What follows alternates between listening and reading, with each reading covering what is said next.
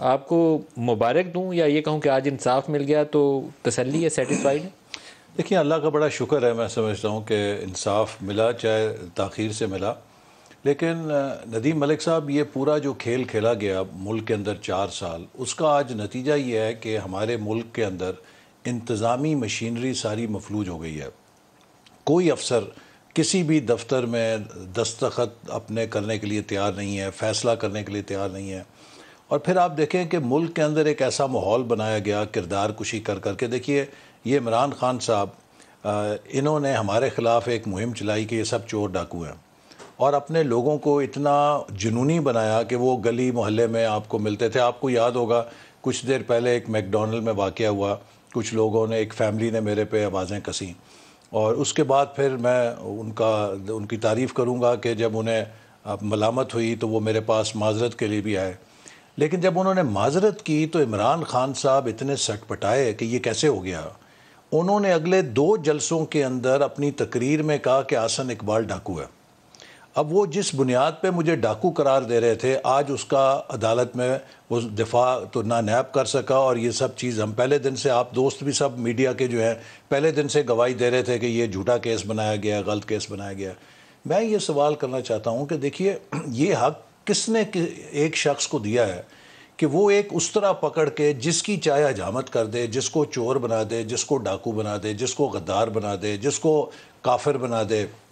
کبھی وہ لوگوں کا ایمان ٹیسٹ کر رہے ہوتے ہیں، کبھی وہ لوگوں کی حب الوطنی کو نشانہ بنا رہے ہوتے ہیں، کبھی وہ لوگوں کی دیانت کو نشانہ بنا رہے ہوتے ہیں۔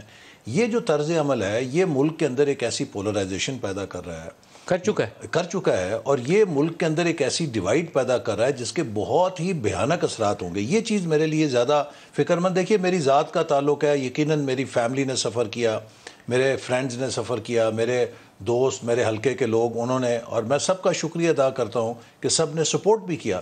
لیکن چلیے، میں تو ایک فرد ہوں، میری میں سر ابھی عمران کی طرف آپ کو لے کر آؤں گا، کیونکہ یہ جو اندیشہ ہے نا سڑک کے اوپر تصادم کا، یہ اب زیادہ مجھے دور نہیں لگتا۔ یہ اگلے چند ہفتوں میں کسی وقت اللہ نہ کرے کوئی بڑا سانحہ رونما ہو سکتا ہے، اور یہ ریالٹی ہے جس سے آنکھیں ہمیں بند نہیں کرنی چاہیے۔ لیکن ایک سوال آپ سے پوچھنا ہے، میرا پرسنل اوپینین ہے، میں اس کے اوپر ظاہر ہے عدالت بن کر تو فیصلہ نہیں کر سکتا، لیکن میرا خیال تھا کہ احسن اقبال، شاہد خاقان، مفتاح اسماعیل، ایون اسحاق ڈار، آج انہوں نے سپریم کورٹ سے کیس واپس لیا، وہ اسی دوسری عدالت کے ذریعے دوبارہ اپنی اپیل فائل کریں گے۔ یہ جھوٹے کیس تھے۔ ایون رانا ثناء اللہ کے متعلق جس دن انہوں نے یہ 15 کلو ہیروئن ڈالی تھی تو میرے پاس ثبوت تو نہیں تھا، لیکن جس طریقے سے انہوں نے بنایا تھا یہ طے تھا کہ وہ جیب میں ڈال کے 15 کلو رانا ثناء اللہ ہیروئن ڈال کے جا رہا ہے، تو اس کی کوئی فنی خرابی دماغ میں آپ کو پہلے چیک کرنی چاہیے، اور وہ وہاں پہ قسمیں کھا رہے تھے۔